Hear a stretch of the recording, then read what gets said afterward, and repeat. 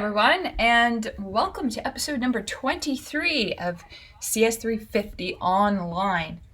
Now, for those of you who do decide to tune in today, just a quick word of note, all content covered today and on Thursday will not be a part of the final assessment. These two episodes that we're going to have this week are purely for your entertainment purposes, extra knowledge, you're bored, you have nothing to do. It's up to you whether you tune in. But I wanted to make sure that you got everything that you have paid for because we know how expensive tuition is. So I wanted to make sure that you felt like you got a completed course. So what are we going to talk about today? Because I haven't told you in advance.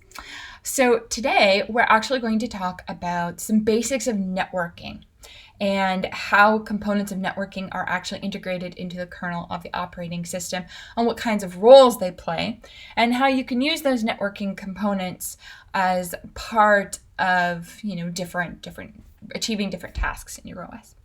And then in Thursday's episode, we're going to talk about design considerations for building your own operating system. And as we talk through those particular components, we're also going to be looking at a rather unique operating system and just discussing why they made some of the design decisions they have made. So that could be a fun one too, if you want to go home and make your own OS. All right, so with that, let's talk about the OS of the day. So today I decided to talk about an OS that's actually fairly new. It's called WebOS. And this was put out in about 2009, and it was originally owned by Palm. Now, I don't know how many of you actually know what Palm is, but back in the late 90s, before people had smartphones, before people had cell phones, really, there were these little cell phone sized devices with black and white screens, and they were supposed to be meant as like planners, and you could take notes on them and you could get games called Palm Pilots. I didn't have a Palm Pilot, but I had a Handspring, which was the rival company to Palm. And WebOS was actually developed as the successor to Palm OS, which was the OS for these little devices, and it was released in 2009. It has since exchanged hands a great number of times, going from HP, which I think actually acquired Palm as a whole, whereas Handspring, I'm pretty sure, just died, and then LG is the current owner of WebOS. Now, what is it? It's actually built on the Linux kernel. So this is a Linux-based operating system. It is a monolithic OS, so everything and the kitchen sink is in the kernel. I kind of feel like that makes sense because this is primarily going to be used on devices. This was also primarily built for mobile or smaller devices. So maybe you don't want to give developers who are working on those particular devices having to install all these libraries and extra features and so on. So having it monolithic makes a lot of sense. Now, of course, because it's built on the Linux kernel, there's not that much unique components to it, but there is one thing that WebOS is actually pretty well known for, and it's actually been integrated into other operating systems because of its popularity and how much people like it. So this is in Android, this is in Microsoft, this is in many, many different operating systems now, but it actually originated in WebOS. And that's this concept of cards. And you may have seen this if you have a Samsung phone or an Android phone, and you've got a whole bunch of processes open, i.e. you've got Chrome open, you've got Facebook open, you've got Twitter open, who knows what applications you have open. On my cell phone, because my daughter plays with it all the time, it's got probably 20 different silly games open. And when you go to use it, you're like, why is it so sluggish? And so you can bring up kind of this interface where you can see all of the different processes that are actually running right now, all the different programs, and it displays them to you in this really unique way where you can sift through them, and each, instead of just having the name of the process, it actually shows you what looks like a playing card with a screenshot of what was going on in that process at the point where execution was paused. And the idea being that you can scroll through them and you can look to see, okay, yes, I have this open already. And then if you want to terminate one of them or get rid of one of them, you just flick it off the screen. It's like throwing it away. You're throwing the card out of your hand. And this card interface is actually originated in WebOS, and it's become actually quite popular in other operating systems as well. So that's kind of a neat feature that WebOS has brought to the table. I know for me, one of the things I particularly like about that UI is that it's very easy to understand. Like, you don't need to be a computer person to understand the fact that you have a hand of cards and you're throwing a card away. I mean, that's so easy to conceptualize. I feel like it's actually a really good design. Now, where is this WebOS actually used? So originally it was used in Palm devices. There were still some Palm devices out there in the late 2000s, and not too many, obviously. And then there were phones. So it's been used on cell phones, but where you actually see WebOS most frequently is on tablets, and more so on televisions. So most modern televisions that you buy, any kind of smart TV, actually has an operating system. So you can select, you can install apps and stuff. So I have a Samsung TV over here. I know you can't see it, but I can install an app to let it connect to my NAS, and I can install an app to connect it to my media server, and I can install an app so that I can watch UFC and fight, whatever it is. That kind of thing. You've got all kinds of apps. And another place where you see WebOS is fridges. Now, I know that probably seems really weird, but if you go to Home Depot, because you're really bored, and you look at all the fridges, there are fridges that actually have tablet computers actually built into the door of the fridge. And a lot of them are actually running this WebOS. And we also see it on things like watches. So it's a fairly new one. All right, so let's talk about networking. So, just for the record, this actually used to be a part of the course many, many years ago. And for many, many years, we never even got to the discussion of IPC or networking, because there's so much to talk about that by the time we got to the end of the course, we'd rather spend the time doing review in the last day than starting a new topic and covering it really poorly. Now, my goal today is not to give you some deep understanding of how networking works, but I would like to give you a really rough intro to how it works and how it's integrated with your operating system. And then if this is something that interests you, and I feel like considering how I can't think of a single person who doesn't use the internet these days, even like I know like 90-some-year-old grandparents who are using the internet. So it's one of those things where I feel like you should probably learn something about networking. There's a 4th-year networking course. And if you're really bored and you are on co-op term, Bernard Wong will be teaching, I believe, 456, which is networking in the fall. Bernard's really great, by the way. It's a great prof. So I highly recommend that. And for the record, I have taught networking as well last year. It was fun. All right, so I'm going to tell you a little story first. So once upon a time, I was a co-op student at Waterloo doing my undergrad in CS. And one of the most coveted jobs, like I feel like the jobs that are coveted today are a little bit different than the jobs that were coveted back in my day. Some of the most coveted jobs when I was an undergrad were, of course, places like Sun Microsystems. But another one was RIM. Everybody wanted a RIM job.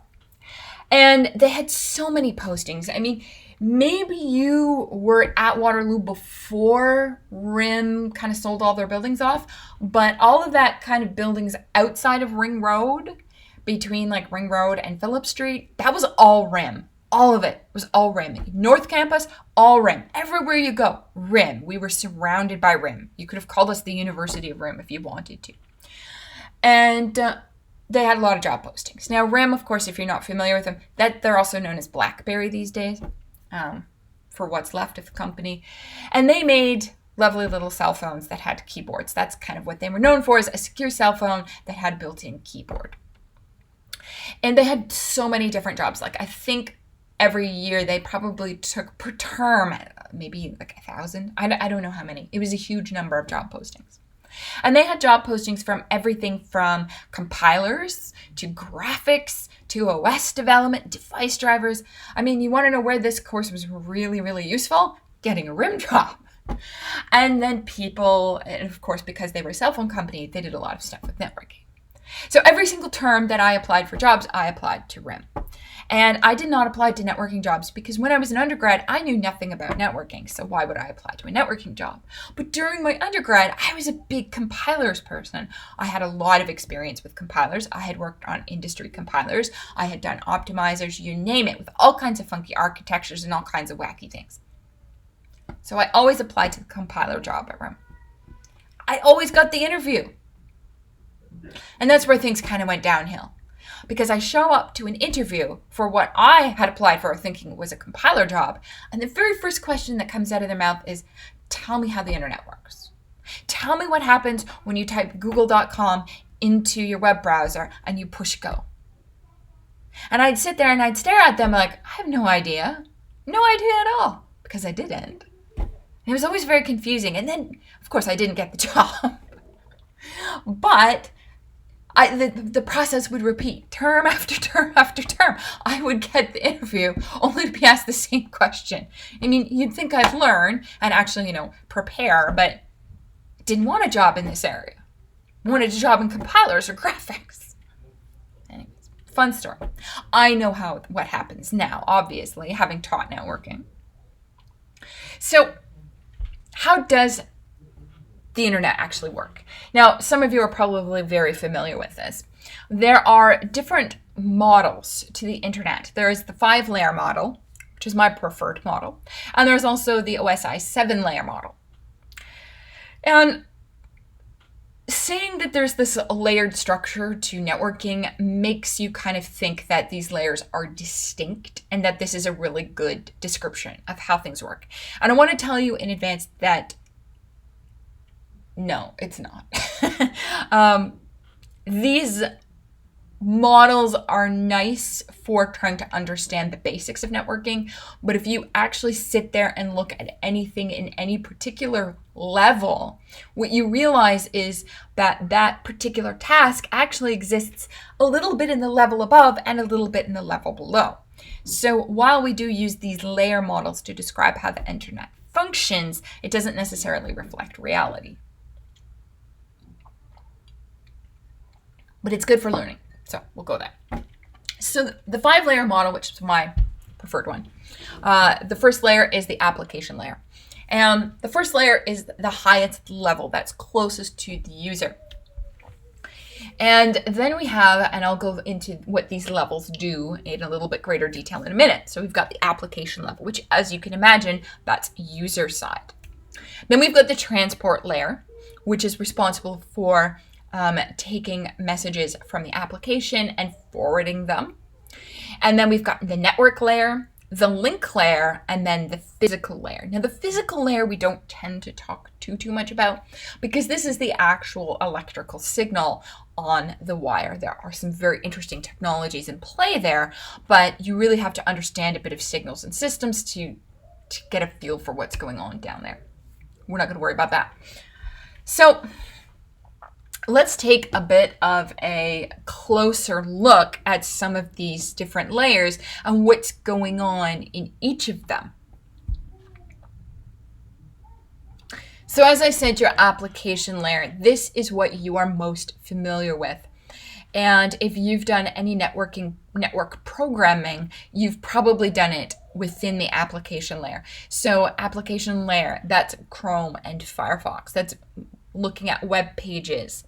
That's playing networked video games. So if you like to play Unreal Tournament with your friends over the internet, you're going to be that's a network application. It's high level abstraction of what's going on underneath. And there's a lot of other things that we don't tend to think about as being application layer, but they are. So it's obvious things like games and chat programs, but there's also a bunch of, and like email and file transfer and BitTorrent, all application level. But there's a bunch of protocols which are also part of the application layer. Now, what are these protocols? Well, the protocols are going to be, think of them as formalized descriptions of how you must communicate with one another. For example, there are some unofficial protocols to communication between individuals. For example, when you show up to your friend's house, you don't open the door, walk into their house, and say, "I'm eating your food," because that would be considered very rude. That behavior is not expected. We don't know how to react to that. The common protocol for showing up to somebody's house is you show up to their house and you knock on the door and you wait for them to respond. Maybe they're not home. When they open the door, you say hello and they'll say hello back and they will invite you in. So a protocol is this set of expected forms of communications along with expected responses to that communication. So if I say hello, I expect you to greet me in return. And if I say come in, I expect you to come into my house and not drive away in my car. That's what protocols are. And there are many protocols that you may have heard of that live in the application layer. For example, HTTP, which is how you actually retrieve web pages. That is an application level protocol. And there's also FTP and IMAP. IMAP is for emails, as is SMTP. That's also for emails. They all live in that high application level. These protocols and these applications are user programs. They may be supported, some of these protocols may be supported by the operating system, but they wouldn't necessarily be a part of the kernel because there's no reason for them to be. They are very, very high level abstractions of the networking layers that are below. For example, in HTTP, while we will be doing some interaction with the layer below, which is the transport layer, we don't really need to worry so much about what the transport layer and the network layer are doing. We just need to be able to create messages, send messages, receive messages, and know what to do with them. How the send and receive work, we don't really need to worry about in something like HTTP. Now that's, again, a really high level abstraction because we do kind of like to know things about that, but we don't need to know about what routers that my packet went through on the way from here to the web server. I don't need to worry about that in this, which is why it's the application layer, why this tends to be a user program, not part of the kernel itself. All right.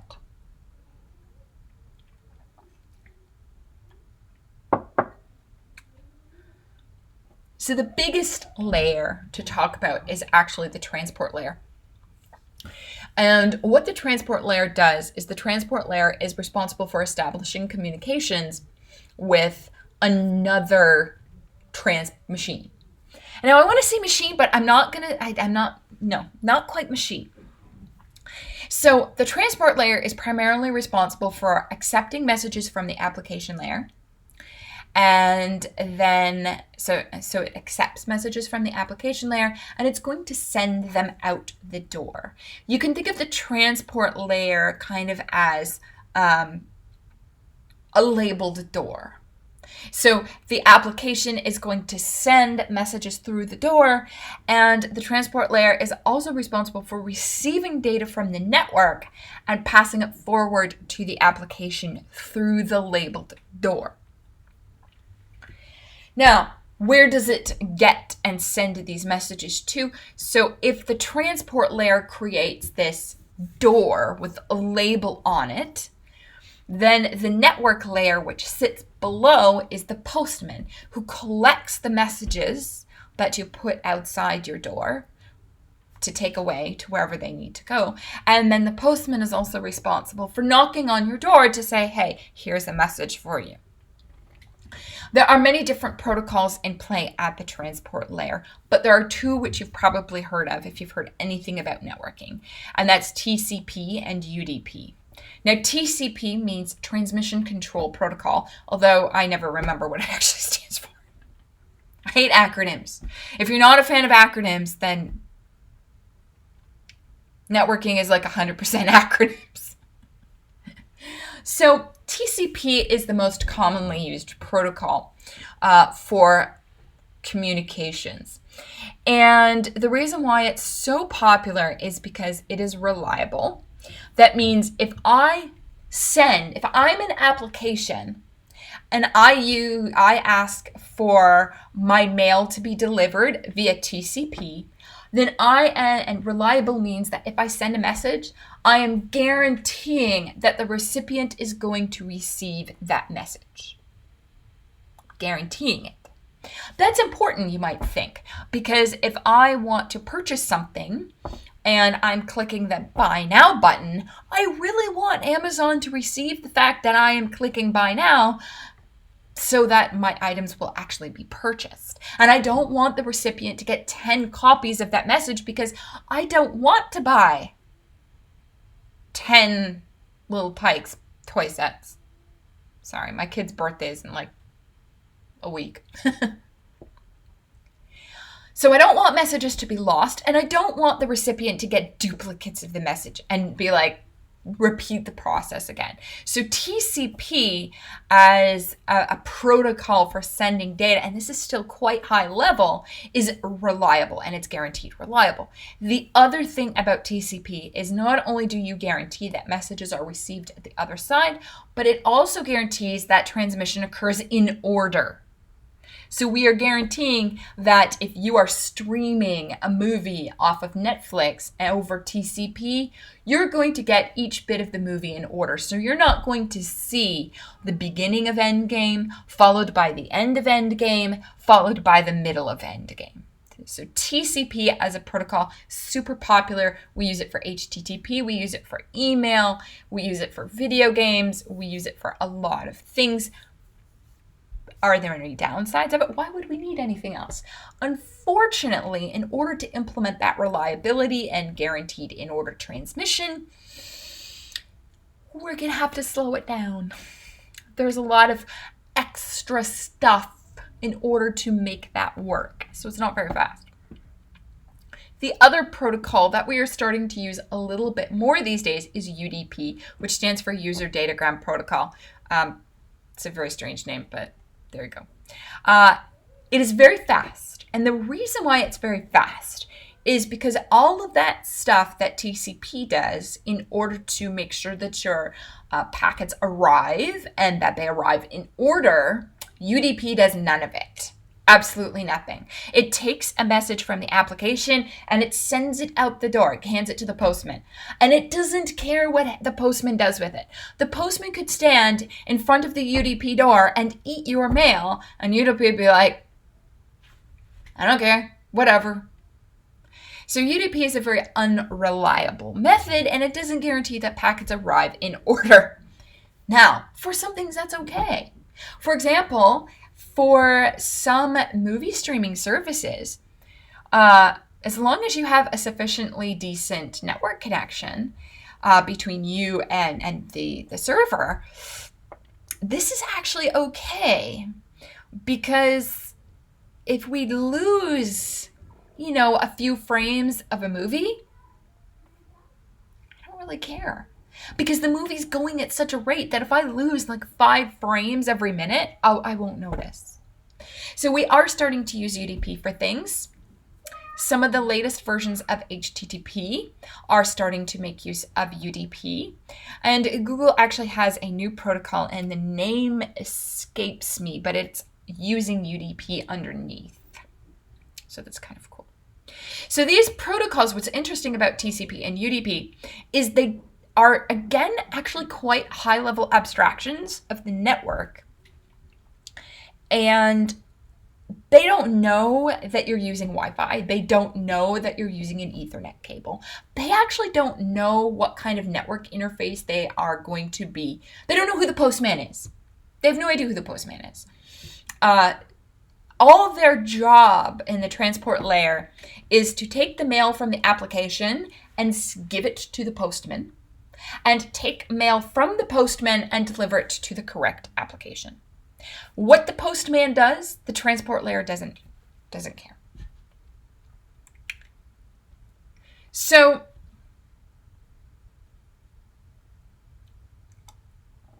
we will talk more about the transport layer, but just as a looking forward, the transport layer is a part of the kernel. So the postman then is actually the network layer. So the network layer is responsible for collecting all of the messages from the doors, which are actually called sockets in the transport layer. And it is going to reformat the messages. And it's actually responsible for taking it's the postman that collects that data, and it's actually going to begin the process of sending the data out the door of your machine and into the network.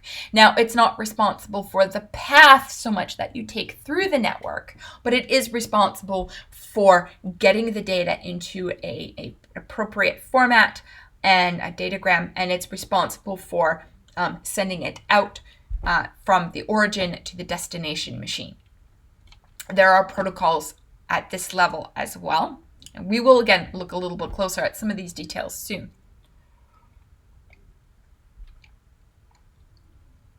The protocols that are most known at the network layer are the IP protocol. You've probably heard of TCP/IP. Yep, it's TCP with the Internet Protocol. The Internet Protocol is the most common protocol at the network layer. This is what we are actually using to send application messages. So we have the application uses its protocol to format its message for the application on the other side. For example, an HTTP request, I want to download this YouTube video. And then the transport layer is going to put some wrapping around it that says, okay, and this is the door on this computer where the application will accept a response, and then we'll pass it to the network layer, and the network layer will be like, okay, well, the web server you're trying to communicate with this is on this computer over here, so I'm going to add another layer of wrapping paper so that we know how to communicate with that machine that is the web server. And the Internet Protocol is essentially saying, how do I wrap all the transport and application layer messages such that I can send this data out the door. There's another protocol that's quite useful at the network layer as well, and it's called ICMP, which is Internet Control Message Protocol.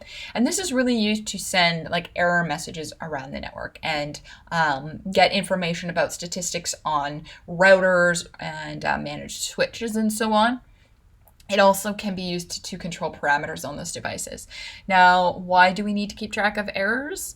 Well, it's entirely plausible that a router goes out, and maybe that router needs to be able to communicate back to the link before it to say, look, I can normally send data to the destination that you want, but I can't today because that interface is down. So it's going to send a message back to let the other router know, hey, you need to do some other things. We can also use ICMP for things like traceroute, which is really cool. Now, the link layer, the network layer, by the way, is integrated into the kernel. We'll, again, close more closely at that in a few minutes. But the link layer, this is more towards the side of the hardware. So things like the transport layer and the network layer, they're actually still quite high level. Like the network layer it does need to know a little bit about information like, are you using the Ethernet protocol or 802.11 AB or something, but it doesn't need to know the brand of your network card and information like that. So the network layer is still quite high level, but the link layer, now we're getting close to the actual devices and the actual network itself. So in the link layer, this is going to be taking your message from the network layer and changing it to map to whatever protocol is used by your NIC, which is the network interface card. So for example, if we had, let's suppose we were uploading a video to YouTube, there are some protocol and we were doing it over Wi-Fi. And let's say I was doing it over like 802.11a. It's pretty old. There are some requirements about how big the packet of data can be in order to use 802.11a. And so in the link layer, when the network layer delivers the datagram to the network interface card, and it's this is happening a bit in the device driver, right? This is going to be like, okay, I'm using 802.11a. This datagram is way too big for me. So let's break it up into smaller pieces so that I can actually send the data to the network card and the network card will be able to handle it. So the link layer is actually going to be interfacing with the network cards themselves. And it's going to be able to handle sending data out the network card, but it's also going to be able to receive data and pass it back up to the network layer. The other thing to think about, so the transport layer is for moving messages between applications. It doesn't even think about the fact that those applications may be running on different machines, and that'll come into play in a little bit. The network layer is for transferring the message from one machine to another machine. The link layer is for figuring out how do we format our messages so I can transfer between different nodes in my network. Because when you're connecting to Google, a message doesn't go directly from your home laptop straight to a Google server. I mean, in my home network is insane. We just installed a new switch here last week too. Like right now, I'm actually connected to my wired connection. So my laptop is going over Ethernet to my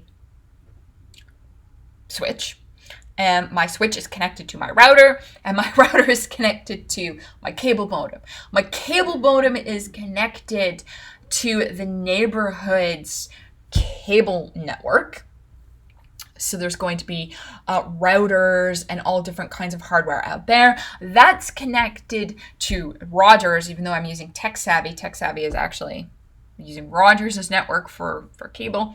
And then that's going to be connected to all different kinds of things. And Google's going to be connected by some crazy set of nodes on the way there. Each of these steps, the switch, the router, my laptop, my modem, they are all nodes in the network. And the link layer is about transporting packets between individual links of the network. Which means in the link layer, we're going to be doing things like forwarding and routing protocols.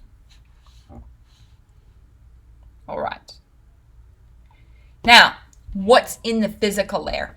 This is going to be down in maybe the device drivers, but mostly this is going to be in the hardware itself. And this is how do you handle the actual transmission of bits. Now you might be thinking, oh, I just send the signal out the door. It's an electrical signal. Here it is, go.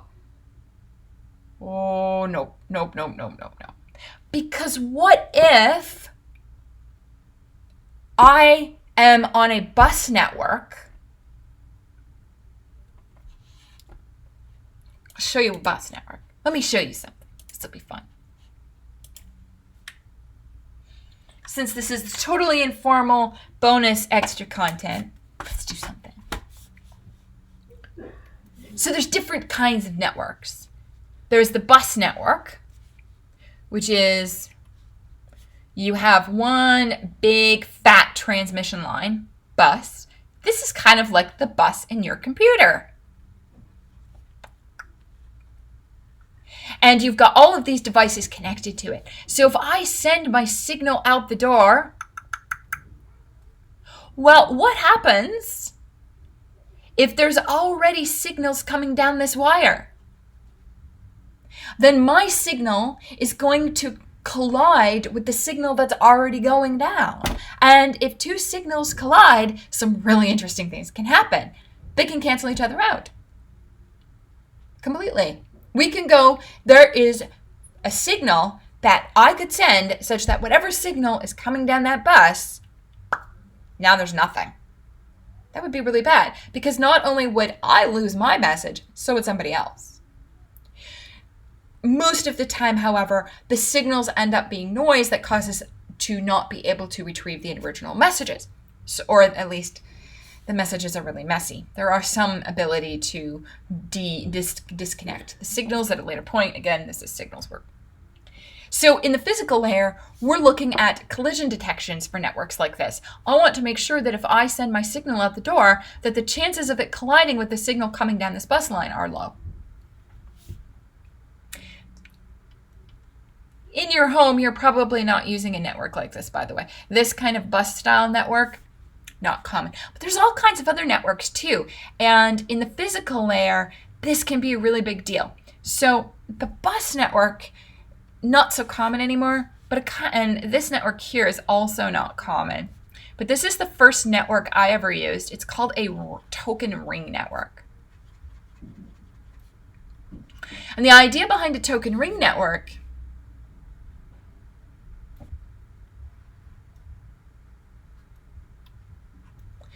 oops, I didn't want to draw an arrow that way.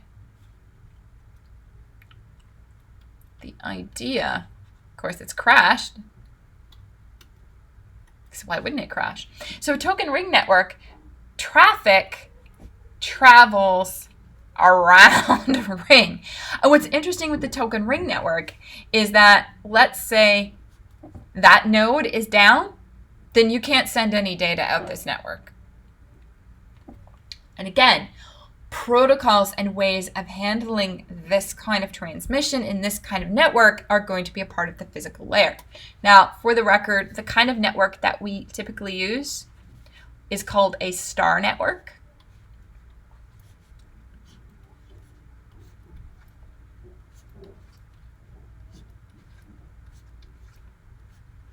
Like that.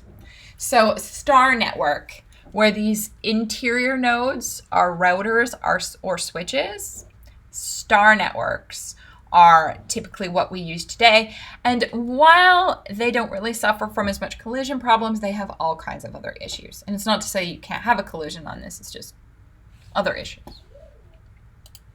So in the physical layer, we would be dealing with things like detecting signal collisions. We're also dealing with the concept of multiplexing, which is how do I take a whole pile of signals, which are data, and combine those signals together into a single transmission, and then have on the other side those signals demultiplexed back into their individual messages. So multiplexing and demultiplexing, part of the physical layer. Signals, tech networking. All right, so there's kind of an overview of what each of those layers are for. Now let's dive in a bit more into talking about how do these things actually, what is part of the kernel.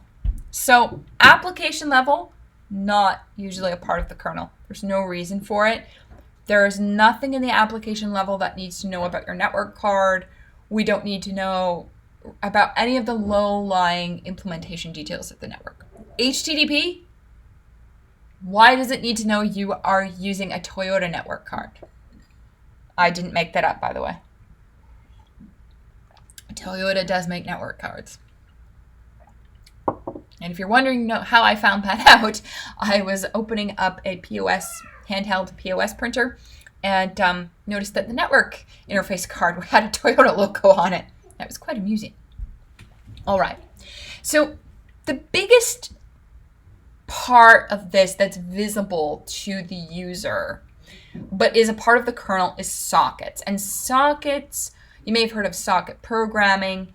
They are the transport layer. They are the labeled doors. And the sockets they're a data structure, and they are labeled. So when you are a web application, let's say you're trying to download Google, like you're trying to go to visit the Google website, you need to establish a connection with the Google web server. You are going to need to create a TCP socket. That TCP socket needs to be identified so that when your network card receives a message from Google, we know who to send that message to, because you can have lots of different applications receiving data from the network at the same time. I could have Google open, I could have YouTube open, I could have Facebook open.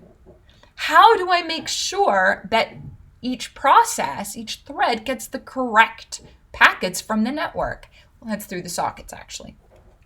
So when you want, in the application layer, when you want to send the messages out the door and receive messages, you have to create a socket.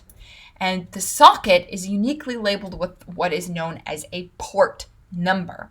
For example, HTTP, port 80.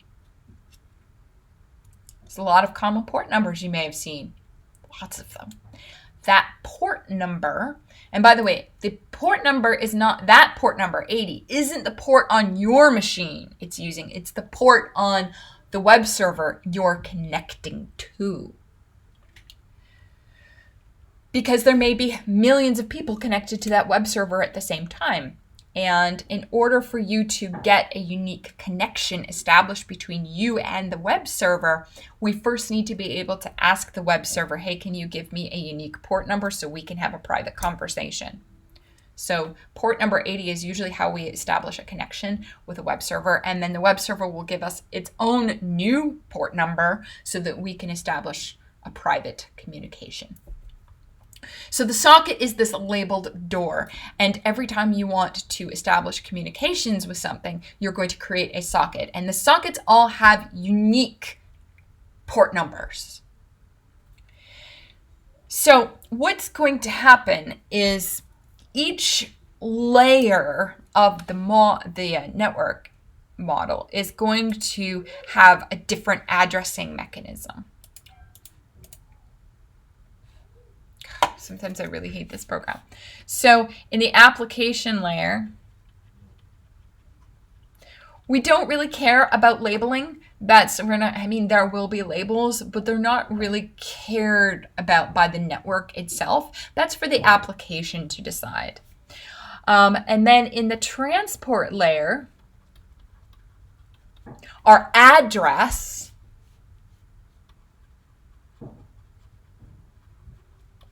is the port number, and that's unique. And then the idea is, when we pass this data to the network layer adds its address, which is your IP address. That's your machine address. And then the link layer adds another address yet still. When a packet of data arrives at your computer,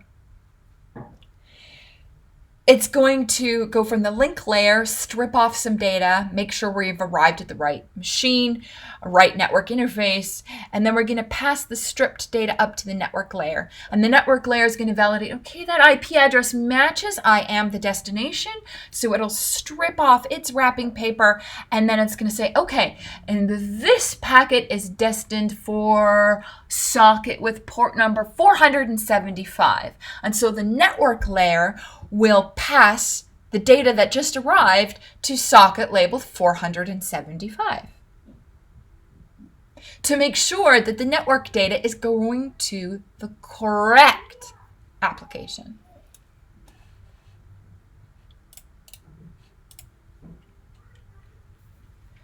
So if you're wondering, can an application have multiple sockets? Yes, it can. Can a bunch of applications share a socket? That's an interesting question. So it is sort of possible for a bunch of applications to share a socket, in particular if you're using UDP. But it's also, and Linux has various levels of support for it, but usually when we're just teaching this, we think about it as one application per socket. Now, the sockets themselves are actually kernel data structures. So if you go onto the Linux guide pages, you can actually find the implementation of sockets, the kernel sockets. Linux is open source. Of course, you can see the code to it. So sockets are kernel data structures. And there are two different kinds of sockets, two primarily different kinds of sockets. There is a TCP socket, and the TCP socket is a connected socket, which means that you are binding the socket to the socket on the destination machine. So this socket on this host machine or origin machine is bound to the socket on the destination machine. And that means every time you try to send data out that socket, you don't have to address it because you know any data going out that socket is going to that particular destination. So you don't have to worry about putting the destination address in each individual message because the socket is bound as a link between, it's a road between those two. And you don't need to worry about it. Whereas UDP, on the other hand, is not a connected protocol. So every time we send a UDP message, we actually have to address our message to make sure that when we go out the socket door, we actually go to the right destination. So how do you create, if these are, I'm talking about sockets as if you have access to this data structure inside of the user program. And obviously you don't because this is a kernel data structure. So TCP and UDP and the transport layer are a part of the kernel. And so in order for you to create a TCP or a UDP socket, in order for you to destroy them, in order for you to use them to send a message or receive a message or alter the parameters, every single one of those things is a system call. All of them, system calls. So I've snagged a bit of C code, and again, this is pseudocode, just to kind of show you how this works. So this would be the user program right here. This is pseudocode because obviously some of these parameters I haven't defined, but this is based off the C implementation. So first off, we are going to create our socket. So this is a system call. This is a system call that is going to cause, it's going to raise a system call exception. It's going to raise an exception of type, create socket. And in our we're going to have some arguments that we're passing. So this one is to create a TCP socket, and this is just some other various parameters to set up that socket inside of the kernel. So this raises the system call exception to create a socket. When the kernel, we trapped kernel mode, the kernel will then create the socket, and it will initialize that socket using the information that we've passed here as parameters. So it's going to create a socket. We haven't specified what port number we want the socket to have, and you can specify a port number that you want the socket to have, but if a socket already exists with that port number, you won't be allowed to do it because the socket number should be unique. So you can have the system find an unused one for you, or you can specify it. So it's going to create that socket for you.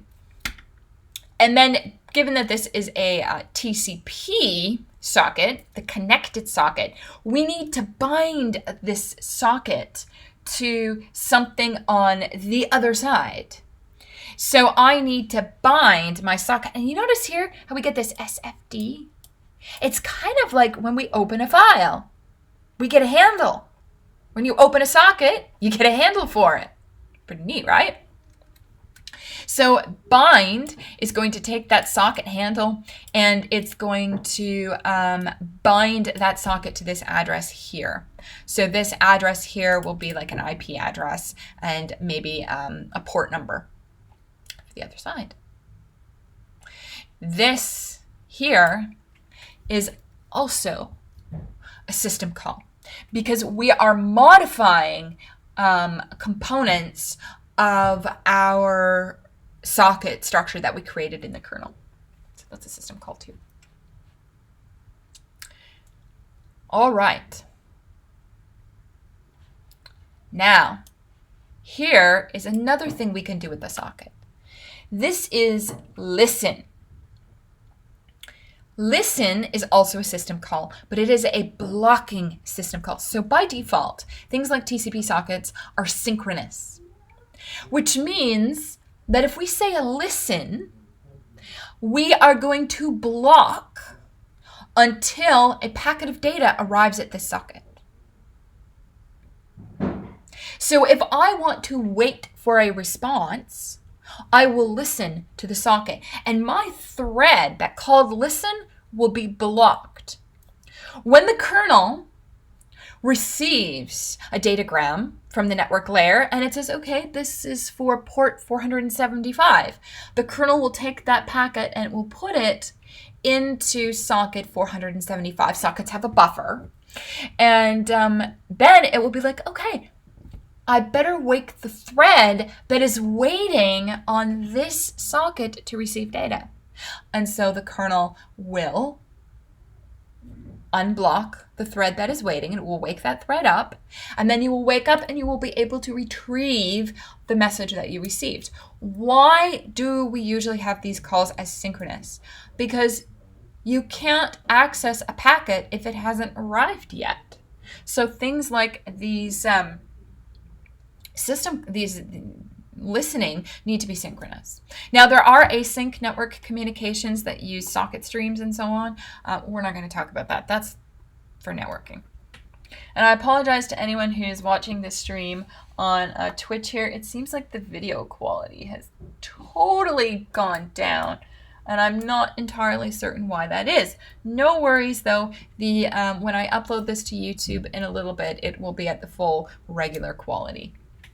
All right, so listen is a blocking system call that we are going to be waiting for data from the network from. So, and who are we waiting for that data from? Well, because this is a connected TCP socket, we're waiting for data from the machine we're connected to.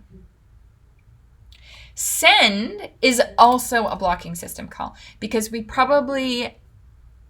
need, and now it's, I mean, to say that send is a blocking system call, that's really an abstraction because details, TCP details. But we usually don't want to send our next message out the door until the first one has left. Because you can imagine the postman, which is the network layer, standing at your socket door, and one person is already handing the parcel to the postman, and some jerk roommate you've got is running down the stairs, running out the socket door, and shoving their parcel on top of yours, and overwhelming the postman. So usually we want to take messages from the socket one at a time. Now the socket, of course, has a buffer.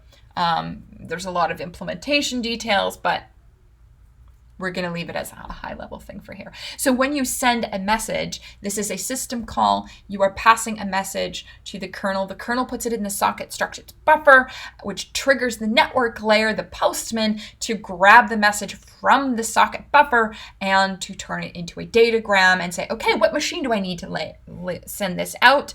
Okay, well, I'll pass it now to the link layer. System calls.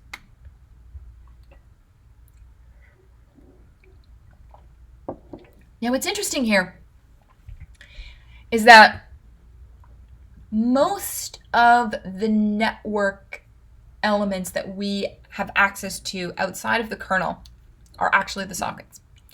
Things about the network layer and the link layer and the physical layer, it's not to say there are no system calls for interacting with those layers. It's just that it's really system dependent. How much control do you want your user to have over things in the network layer and in the link layer? So the network layer is also a part of the kernel because the network layer has to take messages from the transport layer, from the sockets, and be able to figure out, okay, which machine does this need to go to? So the network layer is concerned about the endpoints of the transmission. Now, what's interesting is that sockets, I can set the origin machine and the destination machine to 127.0.0.1, which is home. That's sending a message from the machine to the machine. In which case, what's really interesting is that the network layer would be taking the message off the buffer for one socket and putting it onto the buffer for another socket within the same machine. So the network layer has to be able to identify the endpoints and what do I have to do given these are the endpoint machines. So the network layer does a bunch of other things. So it's going to take those from the messages from the socket buffers, and it's going to convert them to a message called a datagram. And each time we go down a layer, we're adding more and more wrappers. So datagrams, we're adding a new wrapper around it that's going to, instead of identifying port-to-port communications, now we're identifying machine-to-machine communications. And one of the interesting things that the network layer may also do as part of the converting it from the packet to a datagram is it may actually take your packet from the socket and subdivide it into smaller pieces called fragments. And the reason why we may have to do this is because some hardware can only support certain maximum size things. Like some hardware might only support frames that are 512 bytes. And so the network layer needs to recognize the fact, okay, this is the network card that I am going to be using to send the message out the door, and I recognize it's of this particular type of protocol, so I should subdivide my messages. All of this is happening inside the kernel of the operating system. So the network layer is going to need to know a little bit about the underlying devices, so the actual network cards themselves, in order to know how exactly should I fragment the data before I pass it down to the link layer. It's also, of course, going to be responsible for knowing when a packet has completely arrived, because the datagram may be, 20 frames. So the network layer is going to, inside your kernel, is going to receive all the frames from the network card, and it's going to have to know that those 20 frames need to be put together into a solid datagram so that it can then pass that up to the transport layer socket. So there's a lot of logic that's going down here. We also may want to implement some reliability metrics and error correction. And again, this is all happening inside the kernel. And we don't tend to use a lot of the system calls involved here. Then we have the link layer, which is partially in the kernel too, because this is going to be things like device drivers and so on, but it's also partially on the hardware itself. So this is going to be drivers for things like Ethernet. So we're going to be, again, this is where things like the link layer and the network layer end up getting a little bit blended together. The lines are really, really fuzzy because this is going to be converting and formatting datagrams and frames and so on and so forth. And again, kernel and hardware level, this is not in the user side of things. So there's some other tasks that the kernel is involved in networking. For example, routing and forwarding. So you kind of get the idea with the sockets. If you have a socket labeled 475 and you want to send it to socket 80 on the same machine, okay, well, just the kernel will take it from this socket and it will put it on that socket. Okay, but what if I actually want to communicate with, say, the computer behind me? Okay. How do I get my packet from my machine to the machine over there? How does it do that? Well, in order to figure that out, how do we communicate with a Google web server? How are you communicating with all of those other crazy web servers for those websites that you're using? How does my system know how to send the data from A to B when it's going to go through this giant network? And the network is a graph. So, and what's interesting is there may be multiple paths through that graph. Multiple paths. So if you look at this little diagram here, let's suppose that there's a machine on the other side, or let's suppose we're trying to get to this destination machine here, and we're somewhere on the other side. I could go through the top or I could go through the bottom. And you might be thinking to yourself, okay, well, the top path is shorter. I should take that path. Well, how do you know it's shorter? How do you know it's shorter? What does it mean to be shorter? Does it mean that you go through fewer nodes? Does it mean that you travel a smaller distance? Because believe me, traveling distance counts. If you're trying to send data to Australia versus send data to Toronto, it's going to be faster to send data to Toronto because we don't have to cross an ocean.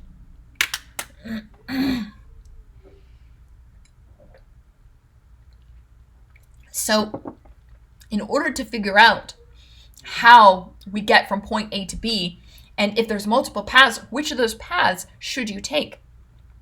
There are these routing algorithms, which are graph algorithms. We're not going to go into them, obviously. And it's looking at what are all of the possible paths, and given that this is my origin and this is my destination, what is the path that I should take?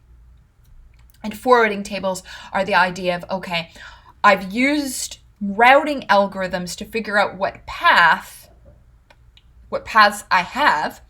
And then the forwarding table is saying, okay, well, this is the path we're going on. Okay, now which port of your router do I need to forward this data to in order to make sure you're going out the right door?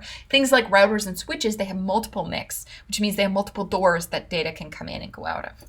We have to make sure that we're sending the data out the correct door. And routing tables and forwarding tables can be a part, including the actual algorithms for routing and forwarding can actually be a part of your kernel. Because your kernel has to know where to send stuff. You need to know where you're going. So that may be a part of the kernel as well. There's also something called the address resolution protocol. So transport layer uses port numbers of the sockets as its addressing mechanism. The network layer uses the IP address of your actual computer as its address. The link layer uses the MAC address of the actual network interface as its address.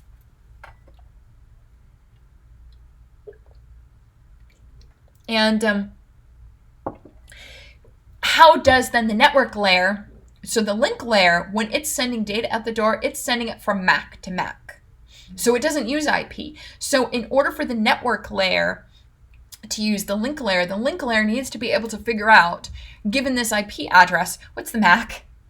So address resolution protocol is a protocol that's used to construct a table that maps the MAC addresses to the IP addresses. And the kernel of the operating system will maintain a table of all of the known MAC addresses and what IP addresses they actually map to. And what's interesting is this table can get cleared out quite frequently. And if you ever want to see some really cool stuff, open up the program Wireshark, which is a packet sniffer, and you will actually see all of these these messages like flying around. And a lot of them are ARP. Well, maybe that's just my network. My network has something like 100 devices on it. So the number of ARP requests flying on my network is insane. And what an ARP request looks like is who has IP blah, blah, blah, tell so-and-so. And so this ARP message, it actually goes to every machine until it gets the response from the machine that is that machine. So it's, and again, part of this is in the kernel.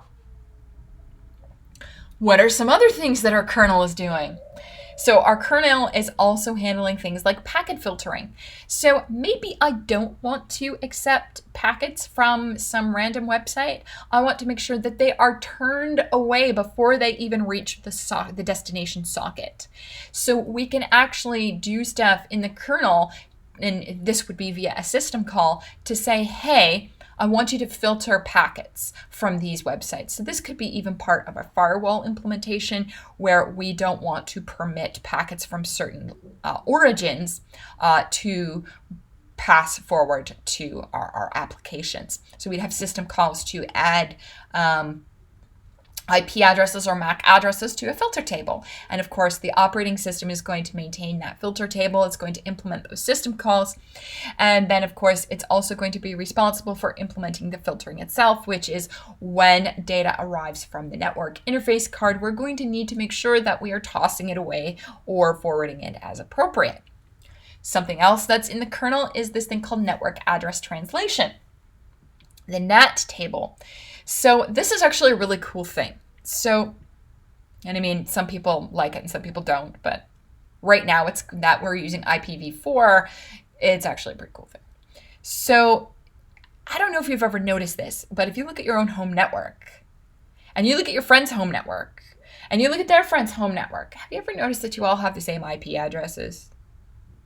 That your local network is 192.168.0.1. Have you noticed that? And everybody has the same thing? So how then do I send a message from a computer on my home network to a computer in your home network if we are all using the same IP addresses? We would have the source and destination IPs the same. Well, that's because those are reserved IP addresses, and they're only for use in local networks. When we actually go out into the wide area network, that is the internet, the world, we can't use those as sources and destinations. Your cable modem or your router, whatever you have, your modem of sorts, is going to need, it has a single public world IP address. And all of the machines on your network, doesn't matter which one the message gets sent from, they will all have their destination as the IP address of your modem. All of them. So how then, when data arrives to your network, do we know which machine we're supposed to send it to? Do we send it to everybody? We used to. But with the network address translation, the NAT table, what it lets you do is it's going to map unused socket numbers to local IP addresses. So it's going to change the socket number on the outgoing message to something we're not using. And it's going to keep track of all the mappings inside this table. So the idea is that when a message arrives, we'll look up the socket number in the table and it will tell us the IP address on our LAN of which destination and the socket number on the destination machine in the LAN. So we're going to map old socket numbers and LAN IPs to new socket numbers so that when we go out into the world, we're a properly formatted thing, and when we arrive in our LAN, we can actually make sure we're sending it to the right thing. And NAT can actually be implemented in your OS's kernel, or at least it can maintain the table. I mean, what's interesting here, it is an interesting discussion. You know, a lot of people, when they're thinking about building a home network, they think, I'll go to Best Buy, or I'll go to Canada Computers, or I'll go to Fry's, and I'll buy a router, and I'll buy a switch, and I'll use those on my network to handle those tasks of routing data and you know, making sure packets get arrived. But what's interesting is you don't need to buy a router. You can actually use a computer. Like, you can create your own Linux machine and you can have it act as the router. You can have your own computer act as the NAT. You can have your own computer act as the DHCP server. It's kind of neat. Of course, nobody wants to maintain that usually or have that many computers lying around. So it's not something you usually see in a home network. Now, there are a bunch of other things that are not usually a part of the kernel, but are usually offered by the operating system at a more user level. That's things like DNS caches. And if you're not familiar with what DNS is, that's domain name service. That is mapping things like Google to its actual IP address. Because, and why do we have this? I don't know. Do you know the IP address of Amazon? There's more than one, because Amazon has multiple data warehouses around the world, and you are always connecting to the one that's usually closest to you or fastest. So, do you have those IPs memorized? I don't even know what they are. So what we have as humans is when we visit Amazon, we want to type Amazon.com. We don't want to worry about what its IP is, but your computer doesn't know what an Amazon.com is. It needs to know its actual IP address.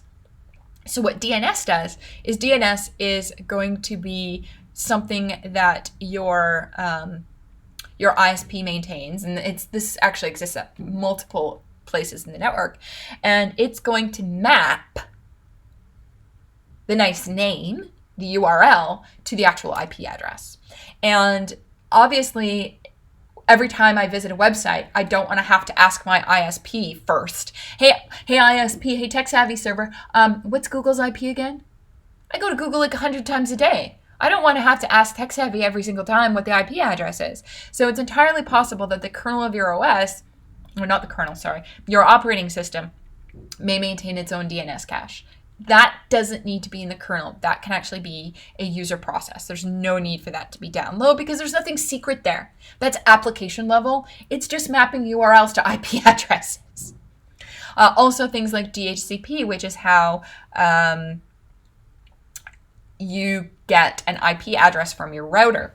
That can also be part of the operating system, but doesn't need to be a part of the kernel because, again, it doesn't actually... it doesn't necessarily need access to lower level things.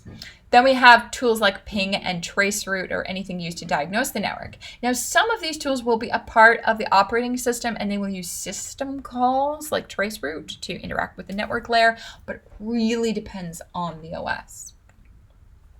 So yes, operating systems and networks are very, very much integrated together.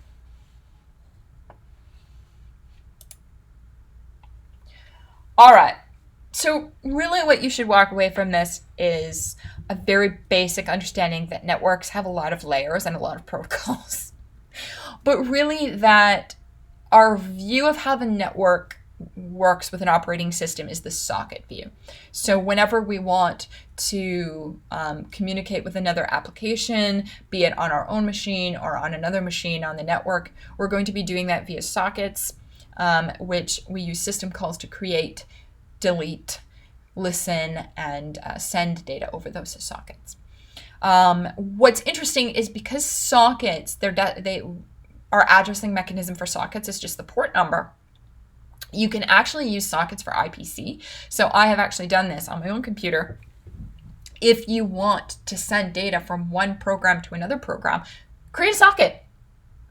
And what's interesting is if you use sockets to implement inter-process communication, then you can quite trivially take the two applications and put them on two separate machines. And now you have applications communicating together over a network. So I like to use sockets for actual IPC. There are other ways of doing IPC, by the way. And the other thing to keep in mind is that sockets really are this high, even though sockets are a part of the kernel, they are a very high level abstraction of the underlying network layers. So a socket completely abstracts from you how Ethernet works or how Wi-Fi works. You don't need to know anything about that to use a TCP socket or a UDP socket. You don't need to know that frames are 1024 bytes. You don't need to know that. You don't need to know anything about the fragmentation the network layer does in order to use a socket. So really what our operating system is providing to the user is these sockets as system calls. And that's networks and your operating system in a nutshell. All right then. So that's everything I have for today. This was actually a little longer than I was expecting. I get excited about very odd topics. Oh well. All right. So in our last episode, which will be on Thursday, we're going to talk about operating system design decisions. And we'll take a look at one final operating system and question its design decisions.